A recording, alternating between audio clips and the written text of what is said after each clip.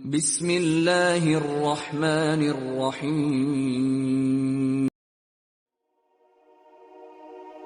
ہزارہا سال کا فاصلہ، ہزارہا میلوں کا فاصلہ، لیکن بات سب کی ایک، متفق الخیال۔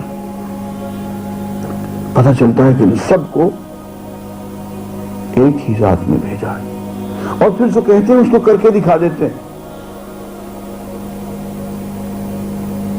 پوری کی پوری زندگی کردار کی پختگی کی علامت، سمبل آف کیریکٹر۔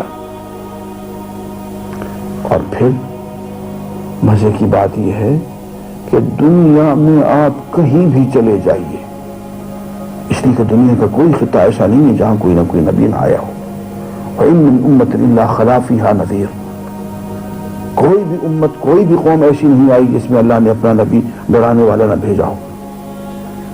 دنیا میں آپ کہیں بھی چلے جائیں، کہیں آپ کو صدق کی، اخلاق کی، امانت کی، دیانت کی، ایتھکس کی، انسانیت کی، باہم پیار محبت کی بات کہیں آپ کو اگر ملے گی تو اس کا آپ اگر سورس ڈھونڈیں گے کہ یہ کہاں سے آئی تو پتہ چلے گا کہ کہیں کوئی نبی بیٹھا ہوا ہے۔ ہر اخلاق کی بات کا، ہر خوبی کا، ہر حسن کا، ہر کمال و جمال کا مصدر و منبع جب بھی آپ ڈھونڈیں گے تو کوئی نہ کوئی نبی آپ کو ملے گا۔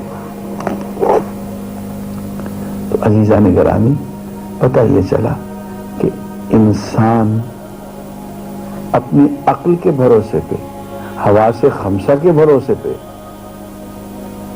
اپنے ظن و گمان کے بھروسے پہ اگر جیے تو وہ بھٹکا ہوا ہے، وہ بے عمل ہے، وہ بے کردار ہے، وہ بے اخلاق ہے، وہ بے یقین ہے۔ وہ ذات گرامی جو انسان کو علم اور یقینی علم اور ایمان اور پھر عمل اور پھر پختگی کردار اور اخلاق اور روحانیت اور انسانیت کی محبت عطا کرتی ہے، وہ نبی کی ذات ہوتی ہے۔ اس اعتبار سے دیکھا جائے تو انسان کی سب سے بڑی ضرورت، سب سے اہم ضرورت اللہ کا نبی ہوتا۔ یہی وجہ ہے کہ اللہ تعالیٰ نے ہم پہ احسانات تو بہت سے کیے ہیں، لیکن جس احسان کا خاص طور پہ ذکر کر کے وہ احسان ہم پہ جتایا ہے وہ نبی کی بعثت ہے صلی اللہ علیہ وسلم۔ لقد من اللہ علی المؤمنین اذ بعث فیہم رسولا۔ اللہ نے مومنین پہ احسان کیا ہے جب ان میں سے ایک رسول بھیجا۔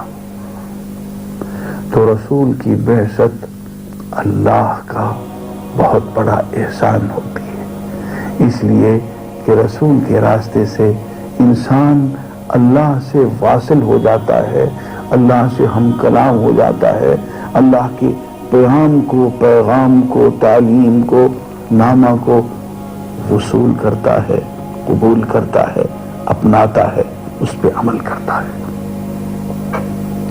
عزیزان گرامی، نبوت کا اہم فائدہ یہ ہے کہ انسان جو تشکیک میں اور لا ادریت میں مبتلا تھا اس کو یقین کی دولت مل گئی۔ اب اس کے سامنے واضح منزل ہے، اس منزل تک پہنچنے کا راستہ ہے، طریق ہے، اس کو وہ اپناتا ہے، اور اس منزل تک پہنچنے کے لیے وہ ہر قربانی کرنے کو تیار ہے، اوروں کو ساتھ لے جانے کو تیار ہے، اوروں کے ساتھ محبت کر رہا ہے، ان کے لیے بھی قربانی کر رہا ہے۔ اس اعتبار سے نبوت انسان کی سب سے بڑی ضرورت ہے۔ اللہ تعالیٰ نے اس ضرورت کو پورا کیا۔ میں نے عرض کیا تھا کہ جس طرح سے اس دنیا میں بے شمار نعمتیں ہیں انسان کے جسم کے لیے، کھانے کی بے شمار نعمتیں، لباس ہزاروں طرح کے، مکانات سینکڑوں طرح کے، لیکن انسان صرف جسم ہی تو نہیں ہے۔ جسم تو سواری ہے، اصل سوار تو روح ہے۔ جسم تو لباس ہے، اصل تو انسان کی روح ہے.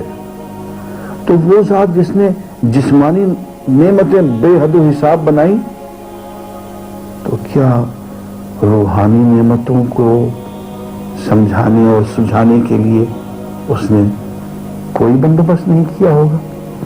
روحانی نعمتوں کو سجھانے کے لیے اس نے اللہ کے نبی بھیجے.